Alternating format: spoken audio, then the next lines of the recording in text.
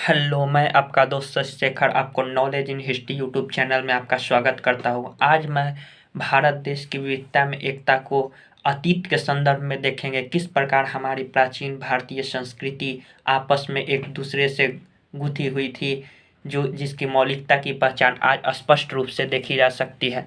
अगर हम अपने प्राचीन संस्कृति पर गौर करें तो सबसे पहले आर्य लोग भारत में आए और भारत के उत्तर दिशा में बस गए। और ये जब बसे तो इनकी भाषा संस्कृत थी और वह काल वैदिक काल कहा गया। उस काल में वैदिक ग्रंथ हो जो लिखे गए, उसका जब हम अध्ययन करते हैं तो पाते हैं कि उसमें संस्कृत शब्द के अलावे मुंडा द्रविड़ शब्द भी पाए गए, जो भाषाएं भारत के विभिन्न हिस्सों में बोली जाती है। इन भाषाओं से हमें पता चलता है कि हमारे संस्कृत भाषा वैदिक ग्रंथ में अन्य भाषाओं का भी समावेशन है।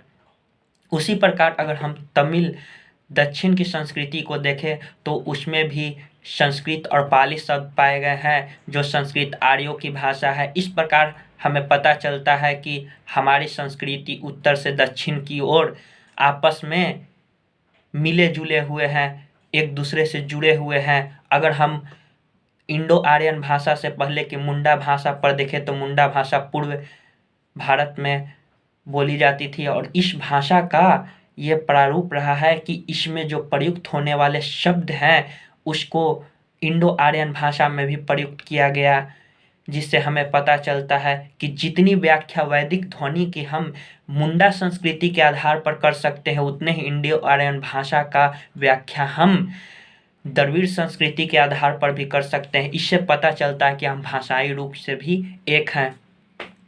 अगर हम अपने देश की धार्मिक पहलू पर अगर गौर करें तो हमारे देश बौद्ध, जैन, हिंदू धर्म की जन्म स्थली रही है और ये धर्म के सभी लोग आपस में सामंजस्य स्थापित करने का प्रयास किया है। इसमें अगर हम अपने देश की अगर उत्तर भारत से शुरू हुए हिंदू धर्म को देखें तो ये हिंदू धर्म की जाति व्यवस्था पूरे भारत में फैली, जिसे मुस्लिम लोगों ने भी अपनाया। मुस्लिम में अगर हम गौर करें तो मुस्लिम में भी जो जाति व्यवस्था है वो 3 श्रेणी में बटा हुआ था। उसमें अशराफ, जिसमें उच्च कोटि के मुस्लिम लोग आते हैं, जैसे मुगल, पठान, शेख सैयद धार्मिक से जुड़े मामलों को देखते हैं और मुगल पठान ये क्षत्रिय जैसे युद्ध जैसा काम करते हैं। इसी में अजलाफ को देखा जाए तो ये भारतीय गैर स्वर्ण से ही कन्वर्ट हुए ये जातियां हैं जो व्यावसायिक रूप से मुस्लिम जाति में पाए जाते हैं। और ये जो तीसरे श्रेणी के हैं वो अजराल हैं, जो हमें दलित श्रेणी के मुस्लिम हैं। इस प्रकार देखा जाता है कि हमारे जो जाति व्यवस्था है उसको भी लोगों ने अपनाया। अगर हम अगर धार्मिक महाकाव्य को देखें तो जिस भक्ति भाव के साथ ये महाकाव्य रामायण महाभारत तमिल की धरती पर पढ़ा गया, उतने ही भक्ति भाव के साथ ये बनारस और तक्षशिला में भी पढ़ा गया। इसका संस्करण किया गया, अनुवाद किया गया, लोगों ने इसको पसंद किया।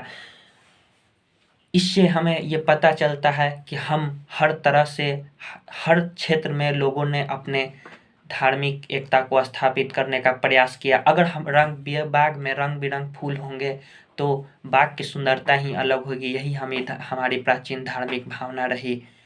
इसके अलावा अगर हम अपने देश की राजनीतिक व्यवस्था पर गौर करें तो यह राजनीतिक एकता जो है कम से कम 2 बार देखने को मिलती है। ये अशोक के काल में जो हमारे प्राचीन दार्शनिक लेखक जो भी हुए उनका मानना है कि जो भी चक्रवर्ती सम्राट ने देश की भौगोलिक सीमा को बढ़ाने का प्रयास किया है उसकी सर्वत्र प्रशंसा की गई है। जैसे अशोक ने पूरे भारत को उत्तर में हिमालय से लेकर दक्षिण में कोप कैमरिन तक तथा पूरब में ब्रह्मपुत्रा से लेकर पश्चिम में सिंधु घाटी तक बढ़ाने का प्रयास किया है। इससे पता चलता है कि तुरंत दक्षिण को छोड़कर अशोक ने पूरे भारत में एक अछत्र साम्राज्य स्थापित किया गया, जो राजनीतिक एकता को प्रदर्शित करता है। यही एकता हमें समुद्रगुप्त के समय में भी देखने को मिलता है। इस प्रकार हमें यह पता चलता है कि हम हर तरह से आपस में एक दूसरे से जुड़े हुए